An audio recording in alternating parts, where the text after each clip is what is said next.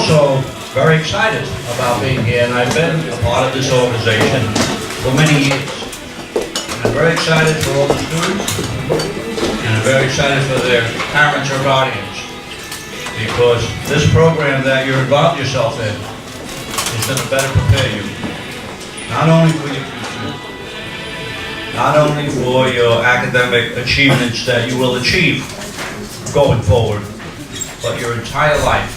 This will give you a better opportunity to put yourself in places, network with people that are here, and to make a better, not only family life for yourself and your family, but for your generations to come, because you, all of you, are the next leaders. All of you are the next police officers. All of you are the next elected officials. All of you are the next professional men and women to carry on. And that's so important that you have a better foundation and understanding, and that's the purpose for this organization, that's the purpose for this program, the internship leadership program.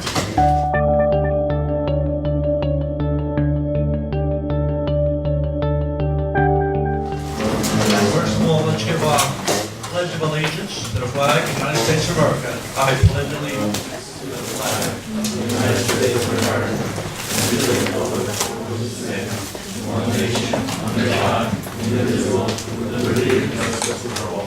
And we would all just remain standing for a short.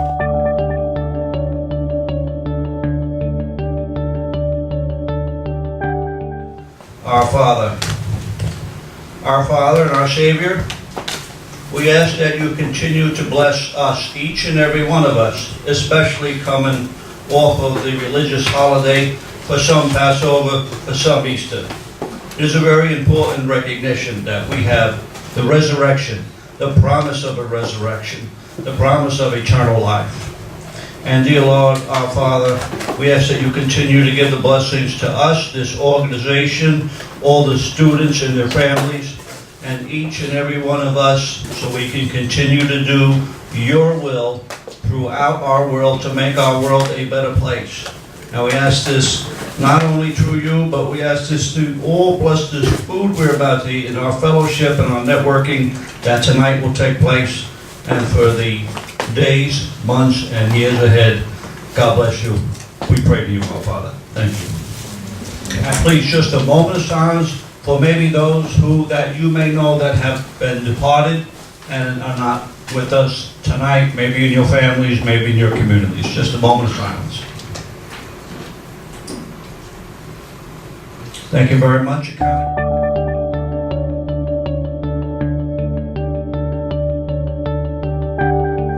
So I want to just introduce a couple of our special guests that are here. So you may have already seen or talked to them. But first of all, Ronnie Regan, our investigator from New Jersey. Ronnie Regan is he's a great friend of this organization. He really wants to come here, and he really has passion to do what he does, and that is to network and offer himself to our students. Next we have for the Bergen County Sheriff's Department, Officer Eric Yee. Eric comes as well from the Bergen County Sheriff's Department, and you know we've had all his bosses, his sheriff, there was a sheriff, Anthony Curitan, recent sheriff elected here in Bergen County, and his undersheriffs and chief warrant officer. They've all been here, not only last gala that we had about a month ago, but they've been here in past meetings, so they know how important this is. And Sheriff Curitan sends Eric, and we appreciate the assistance of the Bergen County Sheriff's Department and all you do to network with us as well. So Eric, thanks for coming here. A good friend and colleague of mine, his name is Nicholas DeMaro. He's the CEO or the Chief Executive Officer of Lead Law Enforcement Against Drugs. He cannot make it tonight. He called me just on the way that I was coming. I had a long conversation with him. He's got a personal family issue that he has to take care of with his family. He feels, unfortunately, that he had to cancel last minute. But Nick DeMaro is a good friend of mine. He's a former police officer, and he's the Executive Director, CEO of Law Enforcement Against Drugs, the premier law enforcement organization which educates and prevents young children, young students, and community after community all across the United States about the dangers of drugs. So Nick tomorrow, we're sorry you're not here, but he is and here in spirit. And of course me, Bob Kugler, your host, your friend. So this time, please. Thank you.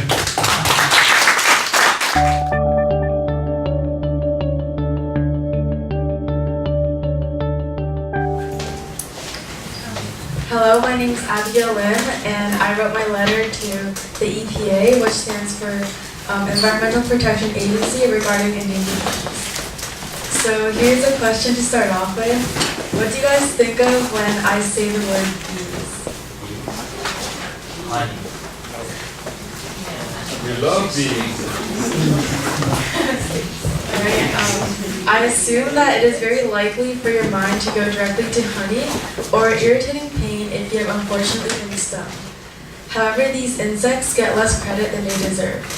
Around 1/3 of the food we consume daily rely on pollination, meaning that every 3 bites depend on it when put into perspective. The honeybee, being the most common one of the entire bee population, pollinate domestic and imported foods for us to eat, not to mention the pollination of clovers, which get fed to cattle, giving us our meat and dairy. Honeybees also produce medical and healthcare products such as beeswax and propolis. We also take their hard work and transform it to create decorations for ourselves, such as candles. Effective pollination improves the quality of crops and further strengthens plants' resistance to pests. And bees keep our gardens from going bad and do not harm them. So why is this an issue? Over the past 50 years, the amount of crops that depend on pollinators tripled, but the bee population has declined 87% over the past 2 decades. This issue started in the late 90s and is still occurring to this day, making the Fish and Wildlife Service protect bees under the Endangered Species Act. The existence of species placed in this act are not to be jeopardized by destruction or adverse modification and are not to be imported nor exported. Foreign commerce is also prohibited. By having the economic value of pollination services provided by bees be estimated at around $3 billion per year in the U.S., it is important for there to be limits and guidelines to make sure they do not reach extinction. The Fish and Wildlife Service Midwest Regional Director stated that without them, our forests, parks, meadows, and shrublands, and the abundant, vibrant life they support cannot survive, and our crops require laborious, costly pollination by hand. Hand pollination is found to be much less effective than the pollination done by bees, and would therefore slow down the entire process, causing a delay. This decline would lead to a reduction in food amounts humans can produce, putting us at risk. Even Albert Einstein, who many of us consider a genius, in his rumored track said, if the bee disappeared off the face of the earth, man would only have 4 years left to live. With the information I've gathered up through research, I've concluded some solutions to undo the bee's current condition. The first one is to lower pesticide use or avoid it fully. It depends on the species, but most pesticides are harmful to the bee population and are capable of killing them. As I said before, bees maintain and even enhance the condition of plants, so it is unfair to cause death upon them through this tactic. Another solution is to plant or make habitats for bees to live and thrive in. An example of this is to leave the grass in your lawn uncut after summer so that bees that overwinter have a habitat. Another example is for humans to plant flowers according to the bees in their location and what they like the best. Finally, we can stop chemical-intensive industrial agriculture and shift towards ecological farming. Ecological farming ensures healthy farming and healthy food by protecting soil, water, climate, and promotes biodiversity. It does not contaminate the environment with chemical inputs like synthetic chemical pesticides, fertilizers, or genetically engineered organisms. Upon these many solutions, there are companies that advertise to save bees, one being Burt's Bees. They produce makeup with solely natural ingredients and have issued over $2 million in grants, extending pollinator research, education, habitat, conservation, and much more. They also hold campaigns on social media to get everyone involved and do it so that a wildflower seed is planted each time someone posts with a certain hashtag. Their goal is to plant 2 billion of them. Through these solutions, I believe that we can undo the process of endangered bees, so let's all work together to save the bees.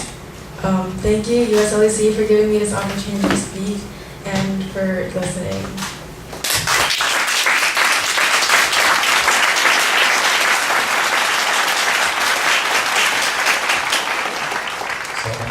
So amongst yourselves at the table, was there any kind of deeper discussions on your essay? Any other interesting topics you talked about? We kind of went like more in depth with like what other endangered like species there are and like animals and how they affect not only like the animal world but like also us, since they're a part of nature and we're a part of nature, so we're all interconnected. Basically for organic. Yeah. So how did you get into or look into the bee subject? Well, the Albert Einstein quote, my chemistry teacher says it a lot, and so I wanted to learn more about it and how he, like, where he got it from and how I can get involved to help. Very good.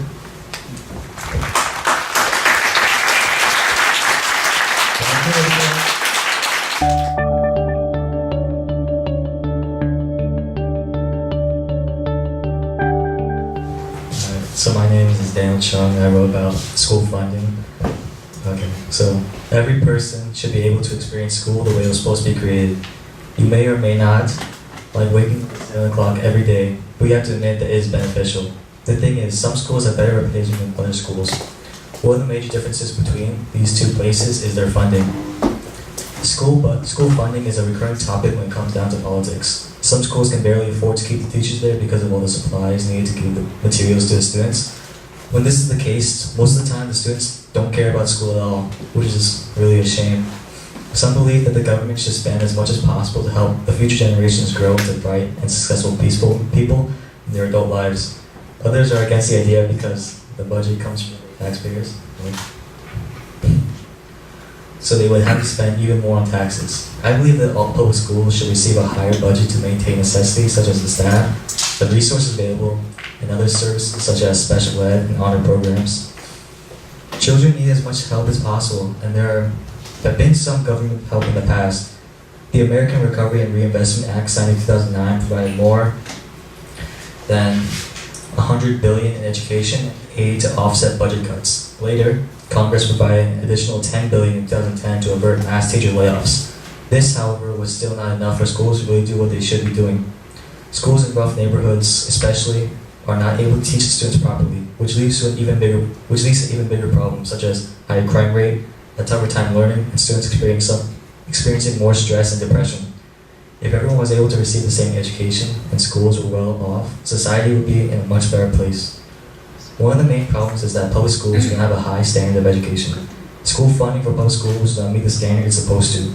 Teachers are not paid enough, and they get paid just enough to get by in life. Teachers work day and night to get a bit of money, which is unfair to the teachers. Materials are also needed for the students to be successful.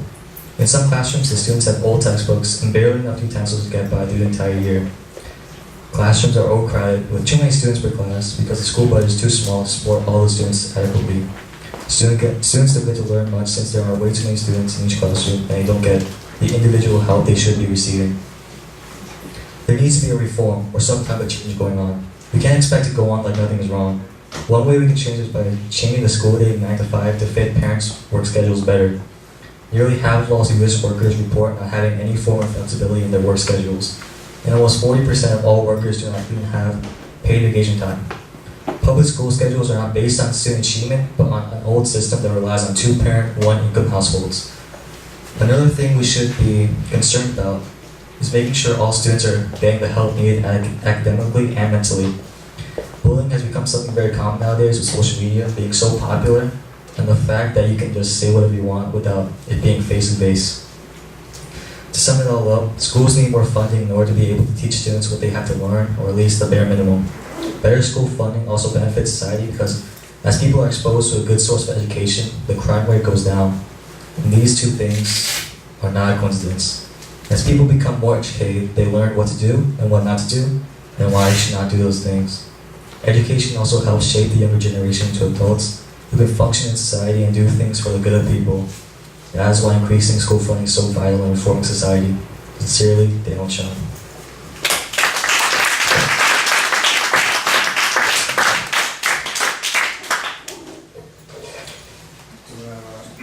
Summarize what we discussed during some of these you picked up.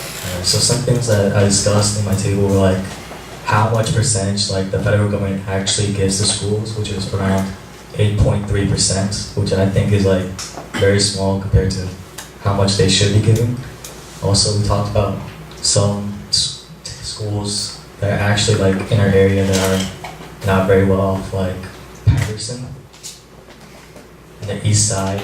You know, they don't have any honor programs, I think, and like they aren't doing that well. So I just think that that's a big problem, and everyone should be getting like equal treatment and the same amount of school, especially when it comes to schooling. Like it's just such a major thing in our lives. Also, is there a teacher, anything? Anybody a teacher? Or anybody associated with the school? You are?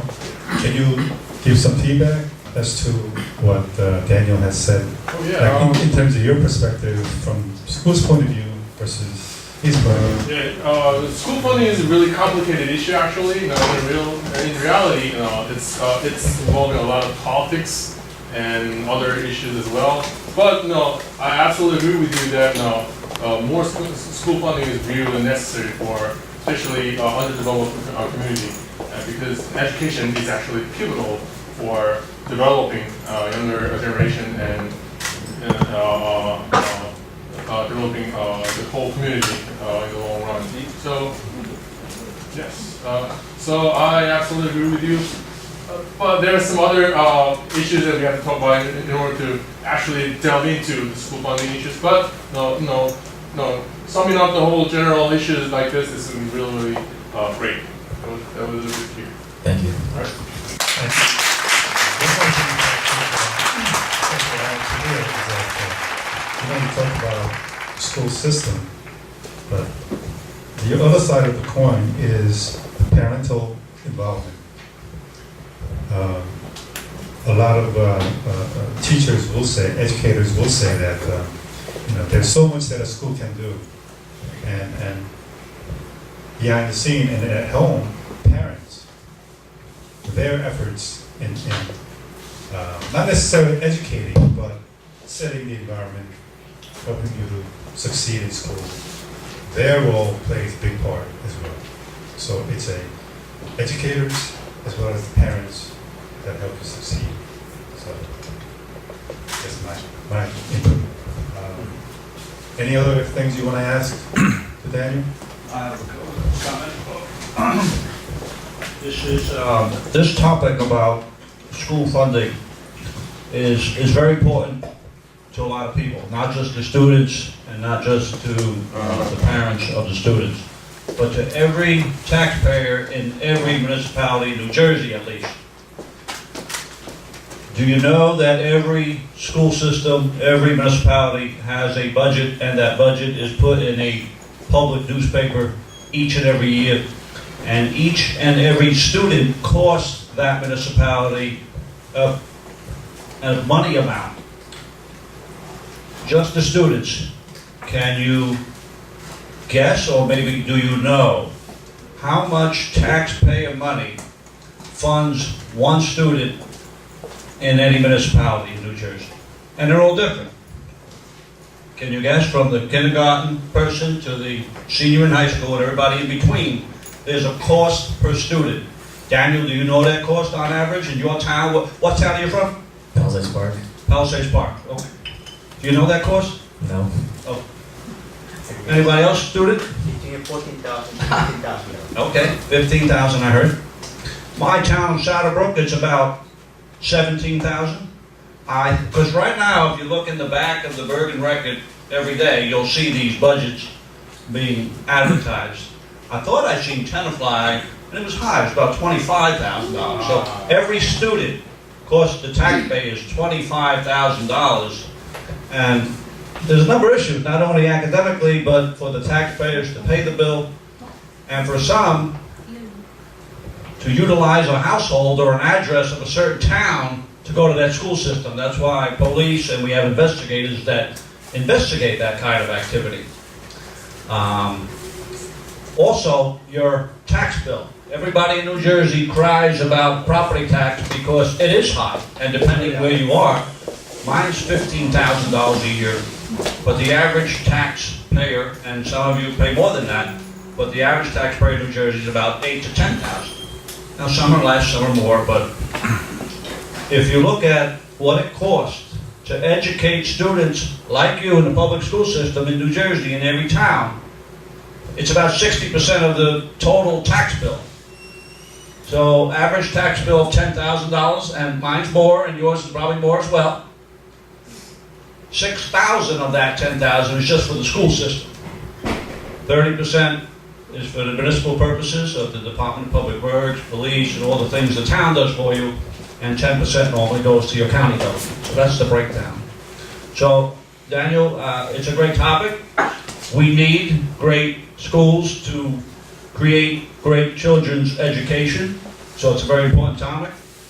But I can tell you that the taxpayers, they're not looking to close the schools because by law we have to educate people up to senior in high school. We have to, that's by law. But I can tell you, do not take your education lightly, and do not take the fact that you're getting funded to go to a public school. Many of you go to schools that you pay for, including high schools. Obviously after that, college, etc. is all on your own as well, for the most part. But Daniel, you had a great topic, interesting topic, and I wish you and all the students here your best, and understand that many of you are costing us about $16,000 every year you go to school. So do good in school.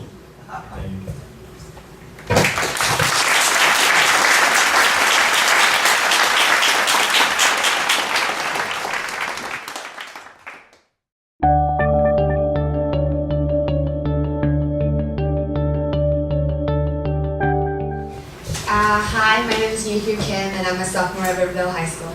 So for this month's essay topic, which was to write a letter, I did my research on electronic cigarettes and teenagers' use of electronic cigarettes, and wrote a letter to the Deputy Administrator, Princeton L. Gabbs of Drug Enforcement Administration. I chose this topic because this is a newly rising issue today, and because I see a lot of my peers using it in school on a daily basis. So, according to the Center of Disease Control and Prevention, e-cigarettes are often called e-cigs, vapes, e-hookahs, or vape pens. Some e-cigarettes look like regular cigarettes, cigars, or pipes, and some look like daily objects such as USBs and pens. E-cigarettes' primary purpose is to benefit adult smokers to be used as a complete substitute for regular cigarettes. E-cigarette devices are used to deliver chemicals and other drugs such as marijuana, although there are some cases that shows that e-cigarettes benefited in quitting smoking. There are far more risks and unknown about e-cigarettes today that today's scientists are still working on finding. So, as teens are more likely to use electronic cigarettes than actual cigarettes, the raising issue of teenagers' use of e-cigarette became known as the e-cigarette epidemic. According to the National Institute of Health, NIH, research done in 2015, the use of electronic cigarette was 9.5 among 8th graders, 14.0% among 10th graders, and 18% among 12th graders, and the number is on the rise right now. This high number of teenagers' use of e-cigarette is a result of multiple reasons, one of them being high exposure to advertisements. 7 out of 10 teens said that they were exposed to electronic cigarette advertisements at least once. Among middle school students, 50% were exposed to retail ads, 30% to internet ads, another 30% to movies and TV ads. High school students, have been exposed to electronic cigarette ads through retail ads, internet ads, TV and movie ads, and newspapers and magazine ads. These advertisements lure teenagers by exaggerating the benefits of e-cigarette and falsely depicting them as an entertainment use and fun to use. The use of celebrities and famous personas play a big role in luring teenagers to e-cigarettes. One of the most popular e-cigarette among teenagers is Juul, J-U-U-L. Can you raise your hand if you have seen or heard Juul, at least once, students? Right, like I think everyone. Juul is a brand of e-cigarette. I mean, I didn't know it does it. Juul is a brand of e-cigarette that is shaped like a USB flash drive. All Juul cigarettes have high level of nicotine. According to the manufacturer, a single Juul pod contains as much nicotine as a pack of 20 regular cigarettes. Multiple news outlets and social media such as Snapchat and Instagram reveal that students use Juul in bathrooms of school and even in classrooms. The bigger problem is that the manufacturers of e-cigarettes are not required to report e-cigarette ingredients, so the users don't know what's actually in them. So the users of e-cigarette do not know what they're inhaling and intaking into their body. Most e-cigarettes contain nicotine, which is one of the most addictive drugs, which is also present in regular cigarettes, cigars, and tobacco products. Scientists have found that nicotine can harm the development of adolescent brain, in which the human brain keeps developing about the age of 25. Using nicotine at a young age permanently damages the frontal cortex known as the inferior frontal junctions, which is the part of the brain that contains attention, learning, mood, and impulse control. Each time a new memory is created or a new skill is learned, stronger connections known as synapses are built between your brain cells. Young people's brain builds synapses faster than adult brains. However, nicotine changes the way these synapses are formed. Using nicotine at adolescent age also increases the risk of future addiction to other drugs. Scientists are still studying the long-term health risks of e-cigarettes. Some ingredients in e-cigarettes, aerosol, could also be detrimental to the lungs in the long term. Defective e-cigarettes batteries have caused fires and explosion, and a few which have resulted in severe injuries and even death. Children and adults have been poisoned by swallowing, breathing, and absorbing the e-cigarette liquid into their skins and eyes, which can leave scars and burns. The high exposure of e-cigarette advertisements and lack of education leaves the teenagers fall for them easily. The lack of laws and regulation in manufacturing, distributing, and advertising and using e-cigarettes makes it easier for teenagers to get their hands on them. Although this problem might seem small compared to other social problems, it is not only harmful to the individual but the generation as a whole. As more teenagers use them, bystanders and second-hand smokers' health is also harmed. It has potential risk in reproductive ability of our generation. This physical and mental impairment will degrade our society, and this epidemic spreading can cause our generation to be more weak and make the future of our society more vulnerable for addictions to harmful substance. I feel the need for stronger laws and regulation and education on e-cigarette to protect our future overall. Thank you.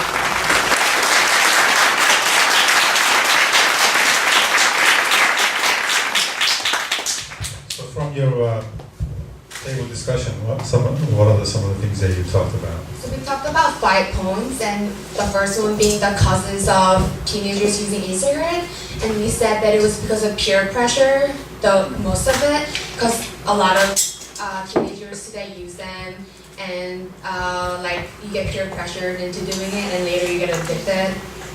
And then we also talked about how easy to get them, because today's teenagers just buy them at gas station without ID check, and they can get it at eBay without any ID check again. And also we talked about how it comes in different shapes and sizes, so it's hard to detect and find out because it comes in a pen shape and USB shape. And we also talked about the punishment, which was if you get caught while smoking, it's $250 fine, and you also get a note, I guess, in your school record.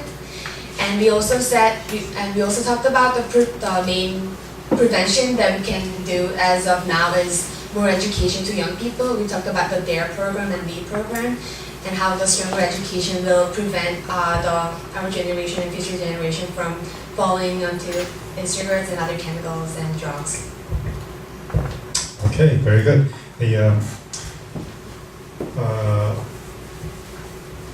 Over time, I think the cigarette usage in the younger generation has decreased over time, right? But from your research, do you know that if it's going back up from the e-cigarette? Although the real cigarette use in teenage years are decreasing right now, the electronic cigarette use is increasing.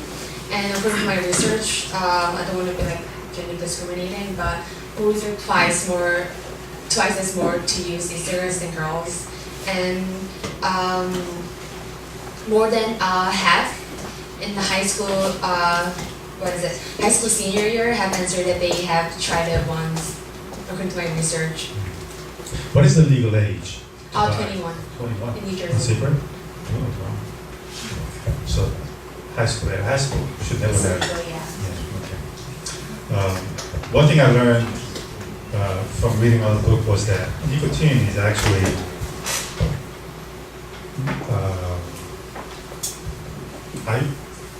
I shouldn't say whether it's the highest, most addictive substance, but it's one of the very top, very addictive substance where the addictiveness really lasts for years, decades, once it's in your body. Unlike some other drugs, that's what I heard. So once it gets in your system, you keep wanting more and more. And it's harder to get sober, it's harder to quit smoking than other drugs. Any more questions or comments? So it was really interesting to hear that the usage of actual real cigarette or others is decreasing, but the usage of e-cigarettes is actually increasing. So what do you think? I think you mentioned just a little bit in your essay, but in your speech. But what do you think the major difference between e-cigarette and regular other So cigarettes? e-cigarettes comes in different flavors and tastes, so it's more pleasant, I guess, than regular cigarettes, and it also smells good. It comes in like different food and like artificial flavors. So I think that's why. You can get a bite to light it up. Yeah. Yeah, you don't have to light it. And it's more Yeah. It comes up instant on, right? Yeah.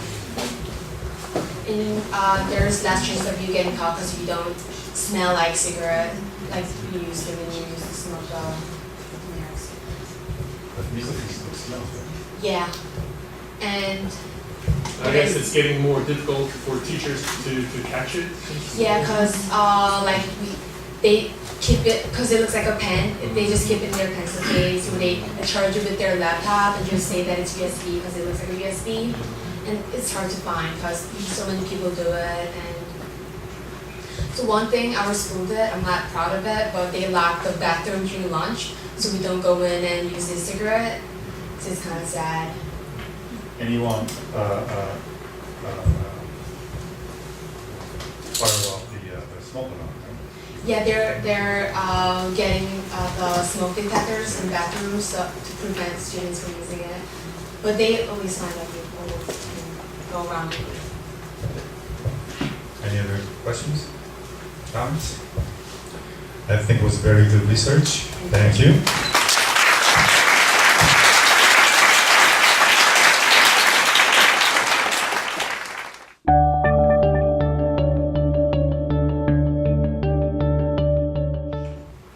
But at this time, I'd like to introduce a couple of our special guests that are here. One is not a person that is here for the first time. He's been here for a long time. As a matter of fact, he wants to be here. His name is Ronnie Regan. He's a state investigator, consumer affairs here in New Jersey. I'd like to come up and just say a few short words of encouragement and get Eric prepped because he's coming next. So Ron Reagan, let's hear it for Ron Reagan. Thank you, Ron. Thank you. If anything, I feel privileged to be able to be here with you. And from the topics that you present, I learn a lot. Tonight I felt very privileged to be at this table with such smart kids, young people, young adults. We had great conversations. So usually I pick on the students. Today I'm going to pick on the parents and the members of the organization. Caramel cake. Think back when you were the age of these students. If you thought of what you wanted to do when you grew up, what career choice you wanted to make, did anybody think of the career they wanted to do and achieve it today? Are you doing your job? Okay? Just a little detour. Detour? Daniel? I can take this. Chief? Coming. Walk with the call. Coming. Sorry. When you were growing up, were you a believer you wanted to be? You don't go there. That's all what it is. I'm sorry. Yeah, Well, my point is, very few people really know what they want to be when they grow up, Right. or actually turn out to be what they want to grow up. And any of the students actually know what you want to do, or career path? Probably in like the 10th, but not sure. I was trying to think of how to rationalize this driving up here, and anybody know what sweetbreads are? You know what it is? You eat it. Yeah. They're cow's brains. Has anybody eaten them? If I took you out for dinner, would you taste it?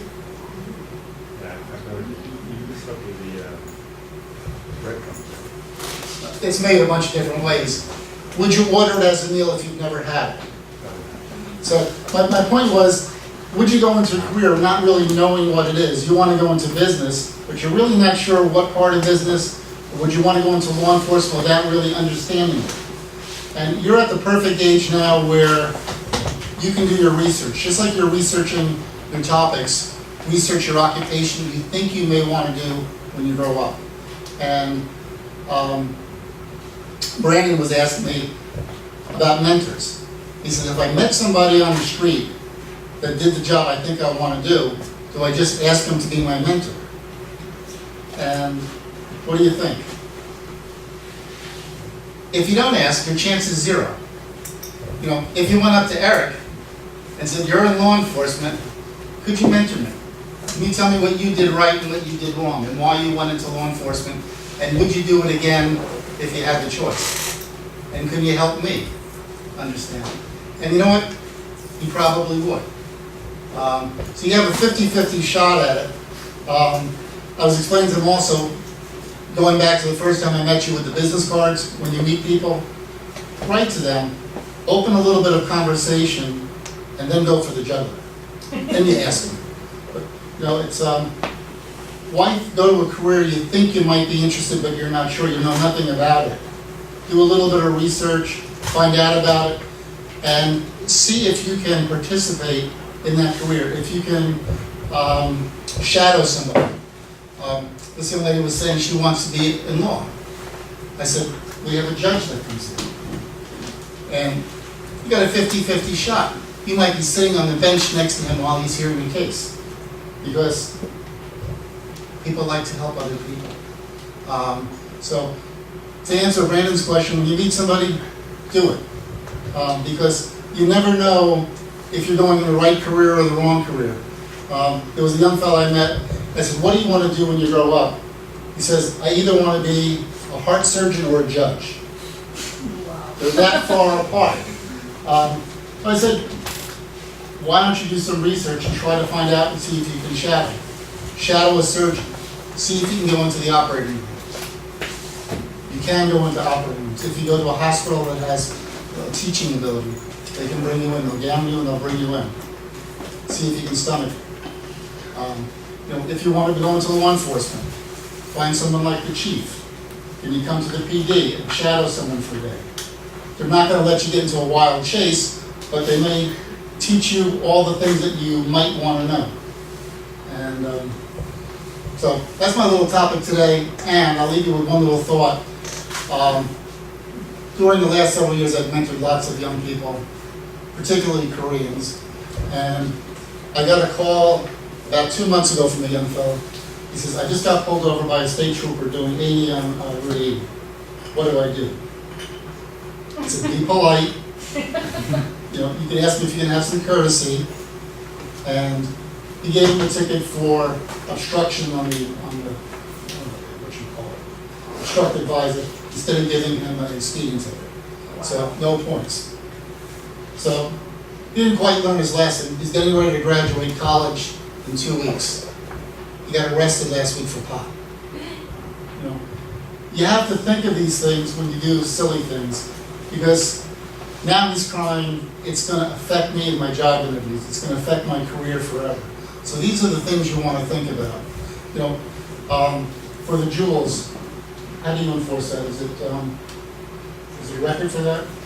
For the most part, and I told that with my group here, that most of our offenses we see are in school. They're smoking it in the bathroom and they get charged by the school officials. And it's a $250 offense for a first offense and a school record. And, you know, because you're under 18, your records are, you know, pretty much restricted, but if you're taking a law enforcement or a government job, we'll be able to share that information. So, better not to stop, because of the health reasons. Health reasons and your career. It will affect you, it'll stay with you forever. And I remember when I was in college, which was way back when, before probably your parents were born, I joined a fraternity. And my first exposure to fraternity was, I don't know why I went there, but it was heavy drugs. Back then it was pot, heroin, all the heavy drugs and alcohol. And I kept saying to myself, there was a lot of peer pressure. What would happen to, number one, my parents? How could I face them? And number two, how could I ever get a job having an arrest record? So when you get peer pressure, put in the back of your head your dreams, your goals of what you want to do in life, and this is going to stay with you forever.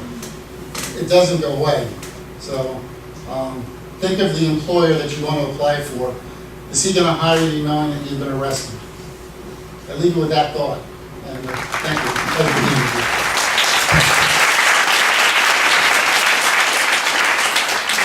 Well, I want to introduce a police officer to you. His name is Eric Yee. Eric, I know from being in law enforcement. He's with the Bergen County Sheriff's Department. He's about a 5-year veteran in law enforcement. He comes from another law enforcement agency before Bergen County.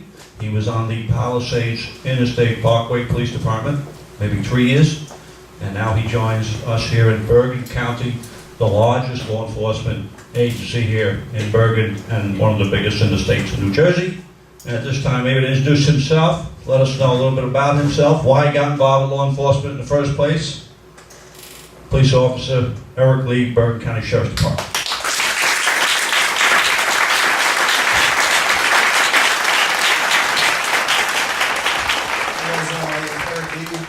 Like the chief said, I work for Bergen County Sheriff's Department. I was here for about 2 years. Before that, I was at the Palisades Interstate Parkway Police Department for about 3 years. I got into law enforcement because I grew up in Queens back in the 90s, and even though originally I had no interest in law enforcement, I appreciate it when I'm walking down the street late at night. I would see these police officers walking by or driving by, and it gave me a sense of comfort. Because there's a lot of times I'm walking down the street, people pull knives on me, they try to rob me. So I always appreciate the safe feeling I got, and I figured, well, I'm definitely, one man can't change the world. I figured maybe if I could affect one person's life, like these officers affected my life, you create a positive chain reaction, and who knows where it'll go from there. You know, the only thing I'll say is, it's really an honor and privilege to be here. It's very encouraging to see young freshmen and sophomore years of high school being very intellectual, doing all these essays. My second time here, I was at the gala before. Doing work outside of schoolwork, I think is very admirable. Growing up, I wasn't like that, but you know, it is what it is. I encourage you to keep it up. I think being a part of this group is always being part of a good community. It builds positive character, which is very important for the rest of your life. And really, I think your community shapes the way you grow up. So if you constantly surround yourself with this positive community, positive people and positive parents, you're going to eventually grow up to be a very successful person. I would say definitely keep the long-term mindset of goal. Don't let the pleasures you get short-term disrupt the pleasures you'll get long-term. You don't want to look back in your life and regret the small decisions you made that will affect your careers, affect your jobs, and whatnot. On top of that, I'll definitely encourage you to always ask questions. You know, don't be afraid to fail. I was afraid to fail when I was younger, but if you fail, you can succeed. So that's all I say. Thank you very much.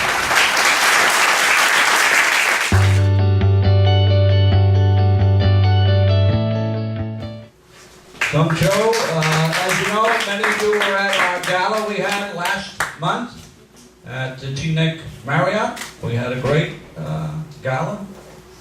A number of people were there, and it was a great night.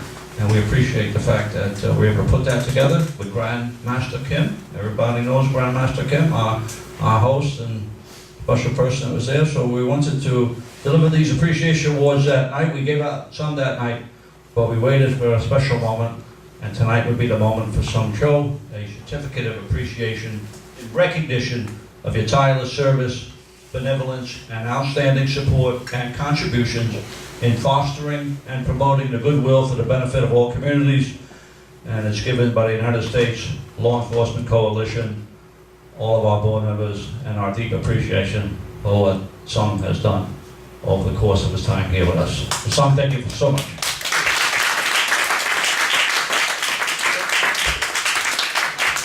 Up there, buddy.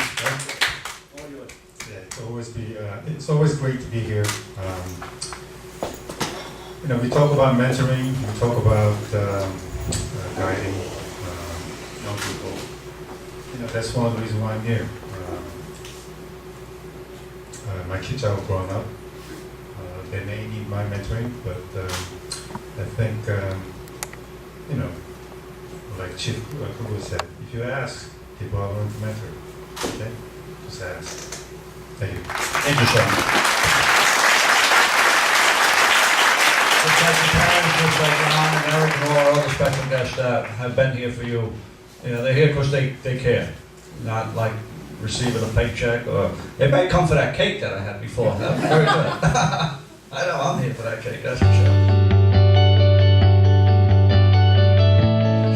Where's Doris? Doris, come on up, young lady. So Doris is the one that's always facilitating the facilitator to make sure that the evening goes smooth, to start right away, stop talking, get down to the program, and get down to the basics of why we're here. But Doris also is one of our executive members for a long time, a great person that has a lot of passion for what she does to enhance our program, to be a good part of it. And we want to thank Doris as well with a certificate of appreciation presented also to Doris Yan for your recognition of your tireless service, your benevolence, and your outstanding contributions and support in fostering and promoting goodwill for the benefit of all the communities given by the United States Law Enforcement Coalition. Doris, there you go. The food was good. Where's Jay Kim? Come on, Jay. Jay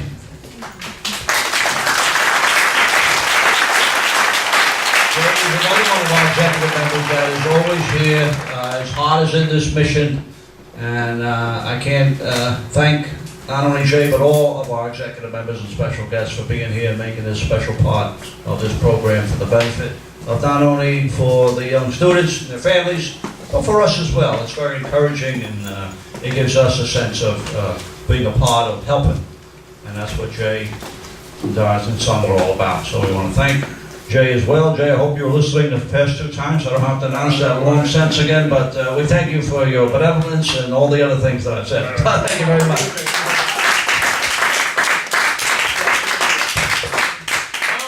I'm not going to take too much time out of this. I'm always happy to be here. I'm always really honored to be part of this whole organization. Ever since I've actually started coming here, it's a really, really great one, and I hope everyone can take a huge advantage out of it. Not only students, but actually parents students and other people as well. It's a really good opportunity for every single person in this room. So let's go for it. Thank you.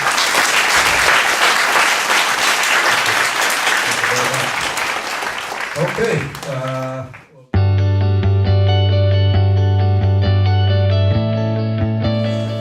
Abigail Lynn, we heard from you. You did very good. Thank you very much. Do you want to make any closing comments, Abigail? Do you have anything to say? All right, you started off right. That no one's going to talk. That's good. Okay, Brandon, where are you at? Right there. Brandon, all right, he's here. Charlotte Lee.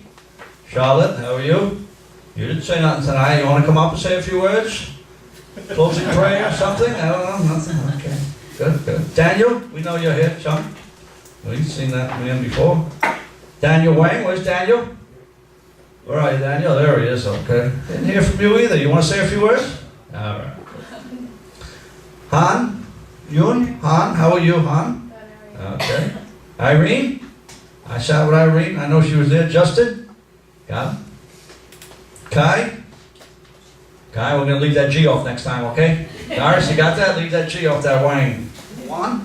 That's how you say it? Juan? One. Because his middle name, it's a middle name, and their last name was spelled the same, but he don't have the G. So we got to drop that G. Doris, you got that? Yes. Drop the G. Andy, that's your common name, I guess. Okay, where's Lynn? Hi, Lynn, how are you? Right up in the front. Would you like to say a few words? Okay, then. Sungwoo, where's Sungwoo? Ah, we found one out here. Maybe I'm pronouncing it wrong. Sungwoo, number 11. He's number 11 in the house. All right, probably the best. And Yuju, we've seen you before. Yes, we did. She went golfing today. That's why she's wearing her skirt today. She did a great job. She lost today, but she actually educated me Riverdale with the two towns of River Edge, right? Okay. All right, any closing remarks by anybody? How about the parents? Any comments from the parents? I want to thank the parents who provided the refreshments tonight, or at least sat behind the counter to give out the refreshments. I want to thank you, everything was delicious. I want to thank the parents at the tables as well, because you encourage your students, your children, the future of our society, and you encourage us, our special guests, because I know you want the same thing we want, the best for these bright young men and women for the rest of their lives. That's a good thing. Then we're all at peace when that happens. Okay. Any executive board member like Daniel? Do you want to come up here and say a few words? No? Sung has got to come back up? All right. All right, I'll give you back to Sung.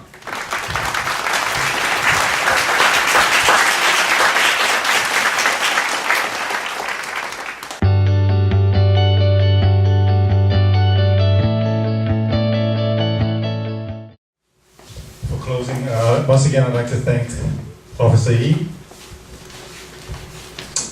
Chief Kruger, and Mr. Regan.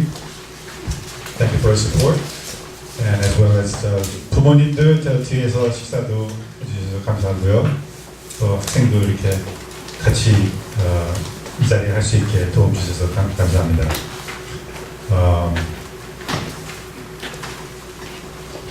우리가 그 이제 5월달의 미팅에서 지금 아직까지 에세이 토픽을 정하지 않았거든요.